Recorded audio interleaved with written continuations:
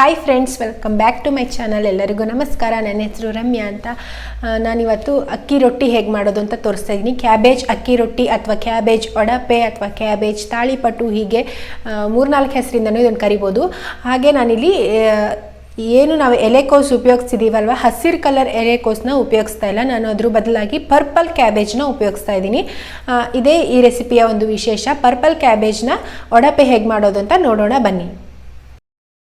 ಮೊದಲಿಗೆ ನಾನಿಲ್ಲಿ ಕ್ಯಾಬೇಜ್ ತೊಗೊಂಡಿದ್ದೀನಿ. ನಾನು ಆಗಲೇ ಹೇಳಿದಾಗೆ ಇದು ಪರ್ಪಲ್ ಕಲರ್ ಕ್ಯಾಬೇಜು. ಇದನ್ನು ಫಸ್ಟು ನಾವು ಚಿಕ್ಕದಾಗಿ ಕಟ್ ಮಾಡ್ಕೊಳ್ಳೋಣ. ನಾನು ಮೊದಲಿಗೆ ಇಲ್ಲಿ ರಫಾಗಿ ಈ ಥರ ಕಟ್ ಮಾಡ್ಕೊತಾ ಇದ್ದೀನಿ. ಅದಾದಮೇಲೆ ಚಾಪರಿಗೆ ಹಾಕ್ಬಿಟ್ಟು ಚಿಕ್ಕದಾಗಿ ಕಟ್ ಮಾಡ್ಕೊತೀನಿ. ಈ ಒಡಪೆ ಅಥವಾ ಅಕ್ಕಿ ರೊಟ್ಟಿ ಈ ಥರದ್ದು ಏನು ಮಾಡ್ತೀವೋ ನಾವು, ಅದಕ್ಕೆಲ್ಲ ಸ್ವಲ್ಪ ಚಿಕ್ಕದಾಗಿ ಕಟ್ ಮಾಡಿ ಹಾಕ್ಕೊಂಡ್ರೆ ತುಂಬ ಚೆನ್ನಾಗಿ ಅಕ್ಕಿ ಹಿಟ್ಟು ಜೊತೆಗೆ ಮಿಕ್ಸ್ ಆಗುತ್ತೆ. ಹಾಗಾಗಿ ನೀವು ತುಂಬ ಆದಷ್ಟು ಚಿಕ್ಕದಾಗಿ ಕಟ್ ಮಾಡಿ ಹಾಕ್ಕೊಬೇಕು. ನೋಡಿ, ಈ ಥರ ರಫ್ ಆಗಿ ಚಾಪ್ ಮಾಡಿಕೊಂಡು ನಾನು ಈ ಥರ ಚಾಪರಿಗೆ ಹಾಕ್ಬಿಟ್ಟು ತುಂಬ ಸಣ್ಣದಾಗಿ ಕಟ್ ಮಾಡ್ಕೊತಾ ಇದ್ದೀನಿ.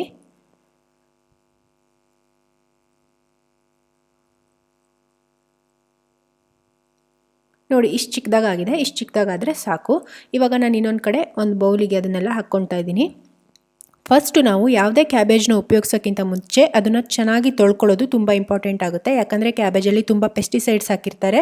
ಬೆಳಿಬೇಕಾದ್ರೆ ಒಂದೊಂದು ಎಲೆಗೆ ಕೂಡ ಪೆಸ್ಟಿಸೈಡ್ ಹಾಕಿ ಬೆಳೆಸಿರ್ತಾರೆ. ಹಾಗಾಗಿ ಇದನ್ನು ಹೇಗೆ ವಾಶ್ ಮಾಡೋದು ಅಂತ ತೋರಿಸ್ತಾ ಇದ್ದೀನಿ. ಕ್ಯಾಬೇಜ್ ಹಾಕ್ಕೊಂಡ್ಬಿಟ್ಟು ಚೆನ್ನಾಗಿ ಕುದೀತಿರೋ ನೀರನ್ನು ಹಾಕಿಬಿಟ್ಟು ಉಪ್ಪು ಹಾಕಿಬಿಟ್ಟು ಒಂದು 2 ನಿಮಿಷ ಈ ಥರ ಕೈಯಾಡಿಸ್ಬಿಟ್ಟು ಆ ನೀರನ್ನೆಲ್ಲ ಶೋಧಿಸಿ ಕ್ಲೀನ್ ಮಾಡಿ ಇಟ್ಕೊಬೇಕು. ನೀವು ಯಾವುದೇ ಕ್ಯಾಬೇಜ್ ಉಪಯೋಗಿಸ್ಬೇಕಿದ್ರೂ ಈ ಥರ ಉಪಯೋಗಿಸ್ಬೇಕು. ಆ ಕಡೆ ಕ್ಯಾಬೇಜ್ ಎಲ್ಲ ಕ್ಲೀನಾಗಿ ತೊಳೆದಿಟ್ಕೊಂಡಾದ್ಮೇಲೆ ನಾನಿಲ್ಲಿ ಈ ಕಡೆ ಅಕ್ಕಿ ಹಿಟ್ಟು ಹಾಕಿ ಹಿಟ್ಟನ್ನ ರೆಡಿ ಮಾಡ್ಕೊತಾ ಇದ್ದೀನಿ. ಒಂದು 3-4 ಚಮಚ ಆಗೋಷ್ಟು ಅಕ್ಕಿ ಹಿಟ್ಟು. ನೀವು ಯಾವ ಥರ ಎಷ್ಟು ಕ್ವಾಂಟಿಟಿ ಮಾಡ್ತೀರೋ ಅದ್ರ ಬೇಸಿಸ್ ಮೇಲೆ ತೊಗೊಬೇಕಾಗುತ್ತೆ. ನಾನಿಲ್ಲಿ ಒಂದು 4 ಚಮಚ ಆಗೋಷ್ಟು ಅಕ್ಕಿ ಹಿಟ್ಟು ಹಾಕ್ತಾಯಿದ್ದೀನಿ. 1 ಚಮಚ ಆಗೋಷ್ಟು ಜೋಳದ ಹಿಟ್ಟು ಹಾಕ್ತಾಯಿದ್ದೀನಿ. ಇದರಿಂದ ರುಚಿ ಸ್ವಲ್ಪ ಡಿಫ್ರೆಂಟಾಗಿ ಬರುತ್ತೆ, ಹಾಗೆ ಚೆನ್ನಾಗಿ ಕೂಡ ಬರುತ್ತೆ.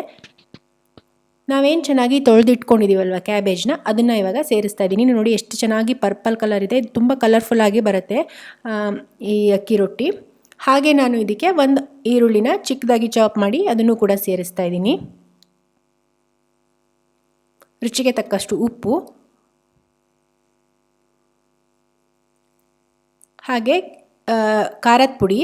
ಅದ್ರ ಬದಲು ನೀವು ಹಸಿಮೆಣಸು ಕೂಡ ಉಪಯೋಗಿಸ್ಬೋದು. ಹಾಗೆ ಸ್ವಲ್ಪ ಕೊತ್ತಂಬರಿ ಸೊಪ್ಪು, ಮತ್ತು ಒಂದು 1/4 ಚಮಚ ಆಗೋಷ್ಟು ಜೀರಿಗೆ, ಸ್ವಲ್ಪ ಒಂದು 1/4 ಚಮಚ ಆಗೋಷ್ಟು ಅರಿಶಿನ ಪುಡಿ. ಇಷ್ಟು ಹಾಕ್ಬಿಟ್ಟು ಮೊಸರು ಹಾಕಿ ಇಲ್ಲಿ ಕಲಿಸ್ಬೇಕಾಗುತ್ತೆ. ನೀರು ಹಾಕಿ ಕಲಿಸಿದ್ರೆ ಅಷ್ಟೊಂದು ಟೇಸ್ಟ್ ಚೆನ್ನಾಗಿ ಬರಲ್ಲ. ಹಾಗಾಗಿ ಮೊಸರು ಹಾಕಿ ಕಲಿಸಿದ್ರೆ ತುಂಬ ರುಚಿಯಾಗಿ ಬರುತ್ತೆ. ನಾನಿಲ್ಲಿ ಹಿಟ್ಟಿಗೆ ಎಷ್ಟು ಕಲಿಸೋದಕ್ಕೆ ಮೊಸರು ಬೇಕಾಗುತ್ತೋ ಅಷ್ಟು ನೋಡಿಬಿಟ್ಟು ಹಾಕಿ ಕಲಿಸ್ಕೊತಾ ಇದ್ದೀನಿ. ನೋಡಿ, ಇದನ್ನು ಚೆನ್ನಾಗಿ ಇವಾಗ ಮಿಕ್ಸ್ ಮಾಡಬೇಕು. ತುಂಬ ರುಚಿಯಾಗಿರುತ್ತೆ ಟೇಸ್ಟು. ನೋಡಿ, ಈ ಥರ ಕನ್ಸಿಸ್ಟೆನ್ಸಿ ಇದ್ದರೆ ನಿಮಗೆ ರೊಟ್ಟಿ ತಟ್ಟೋದಕ್ಕೆ ಈಸಿ ಆಗುತ್ತೆ. ನಾನು ಈ ಹದದಲ್ಲಿ ಹಿಟ್ಟು ರೆಡಿ ಮಾಡಿ ಇಟ್ಕೊಂಡಿದ್ದೀನಿ. ಇವಾಗ ನಾನಿಲ್ಲಿ ಹೋಳಿಗೆ ಶೀಟಲ್ಲಿ ಇವಾಗ ರೊಟ್ಟಿ ತಟ್ತಾ ಇದ್ದೀನಿ. ಈ ಶೀಟು ತುಂಬ ಚೆನ್ನಾಗಿ ಬರುತ್ತೆ. ನಿಮಗೆ ರೀಯೂಸೇಬಲು, ಎಷ್ಟು ವರ್ಷ ಆದರೂ ಇದು ಹಾಳಾಗೋದಿಲ್ಲ. ತೊಳೆದು ವಾಶ್ ಮಾಡಿ ಇಟ್ಕೊಬೋದು. ಹೀಟ್ ರೆಸಿಸ್ಟೆನ್ಸು, ನೀವೇನು ಕಾವಲಿ ಮೇಲೆ ಹಾಕಿದ್ರೆಲ್ಲ ಏನು ಸುಟ್ಟೋಗೋದಾಗಲಿ ಏನೂ ರೀತಿ ಆಗೋದಿಲ್ಲ. ಹಾಗಾಗಿ ನಿಮ್ಮ ಅಕ್ಕಿ ರೊಟ್ಟಿ ಅಥವಾ ಯಾವುದೇ ಥರದ ರೊಟ್ಟಿ ಅಥವಾ ಹೋಳಿಗೆ ಎಲ್ಲ ಮಾಡೋದಕ್ಕೆ ತುಂಬ ಚೆನ್ನಾಗಿ ಇರುತ್ತೆ. ಈ ಶೀಟು ಚೆನ್ನಾಗಿ ಉಪಯೋಗ ಕೂಡ ಬರುತ್ತೆ, ಬಾಳಿಕೆ ಕೂಡ ಬರುತ್ತೆ. ನೋಡಿ, ಈ ಥರ ನೀವು ತೆಳ್ಳಗೆ ಈ ಥರ ರೊಟ್ಟಿ ತಟ್ಟುಕೋಬೇಕು. ನಿಮಗೆ ಎಷ್ಟು ತೆಳು ಆಗುತ್ತೋ ಅಷ್ಟು ತೆಳ್ಳಗೆ ರೊಟ್ಟಿನ ತಟ್ಕೊಳ್ಳಿ. ಇದಾದಮೇಲೆ ಸ್ವಲ್ಪ ಎಣ್ಣೆ ಸವರಿರೋಂಥ ಒಂದು ಕಾವಲಿಗೆ ಇದನ್ನು ಹಾಕಿದರೆ ಆಯಿತು ಅಷ್ಟೇ. ರೊಟ್ಟಿ ಎಲ್ಲ ಬೇಯಿಸೋದು ಮಾಮೂಲಿ ಯಾವ ಥರ ರೊಟ್ಟಿ ಬೇಯಿಸಿರೋ ಅದೇ ಥರನೇ. ನೀವಿನ್ನೂ ನನ್ನ ಚಾನಲ್ಗೆ ಸಬ್ಸ್ಕ್ರೈಬ್ ಆಗಿಲ್ಲ ಅಂದರೆ ಪ್ಲೀಸ್ ಸಬ್ಸ್ಕ್ರೈಬ್ ಆಗಿ. ಹಾಗೆ ನಿಮಗೆ ಈ ವಿಡಿಯೋ ಇಷ್ಟ ಆಗ್ತಿದ್ರೆ ಒಂದು ಕೆಳಗಡೆ ಲೈಕ್ ಬಟನ್ ಇದೆ, ಅದನ್ನು ಪ್ರೆಸ್ ಮಾಡೋದನ್ನು ಮರಿಬೇಡಿ.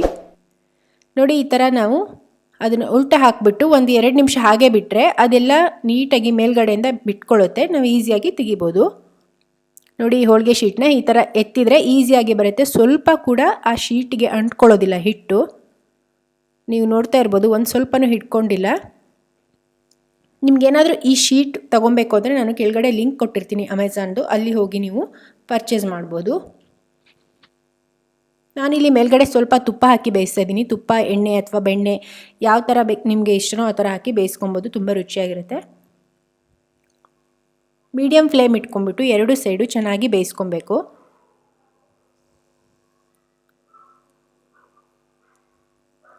ನೋಡಿ ಎಷ್ಟು ಕಲರ್ಫುಲ್ಲಾಗಿ ತುಂಬ ಚೆನ್ನಾಗಿ ಕಾಣಿಸ್ತಾ ಇದೆ. ಟೇಸ್ಟು ಕೂಡ ಅಷ್ಟೇ ರುಚಿಯಾಗಿರುತ್ತೆ. ಖಂಡಿತ ನೀವೆಲ್ಲ ಮನೇಲಿ ಒಂದ್ಸಲ ಟ್ರೈ ಮಾಡಿ ನೋಡಿ.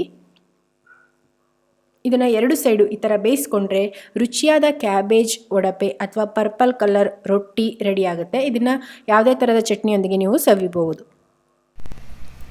ಹಾಯ್ ಫ್ರೆಂಡ್ಸ್, ನೋಡ್ಕೊಂಬಂದ್ರೆ ಪರ್ಪಲ್ ಒಡಪೆ ಹೇಗಿತ್ತು ಅಂತ. ನೋಡೋದಕ್ಕೆ ತುಂಬ ಚೆನ್ನಾಗಿ ಕಾಣಿಸ್ತಿತ್ತಲ್ವ. ಹಾಗೆ ನೀವೆಲ್ಲ ಮನೇಲಿ ಈ ರೆಸಿಪಿನ ಟ್ರೈ ಮಾಡ್ತೀರಾ ಅಂದ್ಕೊಂಡಿದ್ದೀನಿ. ನಿಮಗೆಲ್ಲ ಈ ವಿಡಿಯೋ ಇಷ್ಟ ಆಗಿದ್ರೆ ಒಂದು ಲೈಕ್ ಮಾಡೋದನ್ನು ಮರಿಬೇಡಿ. ಹಾಗೆ ನಿಮ್ಮ ಫ್ರೆಂಡ್ಸ್ ಹಾಗೂ ಫ್ಯಾಮಿಲಿ ಜೊತೆ ಕೂಡ ಈ ವಿಡಿಯೋನ ಶೇರ್ ಮಾಡ್ಕೊಳ್ಳಿ. ನಾನು ಮತ್ತೆ ಇನ್ನೊಂದು ರೆಸಿಪಿಯೊಂದಿಗೆ ಸಿಗ್ತೀನಿ. ಅಲ್ಲಿವರೆಗೆ ಬೈ ಬೈ, ಟೇಕ್ ಕೇರ್.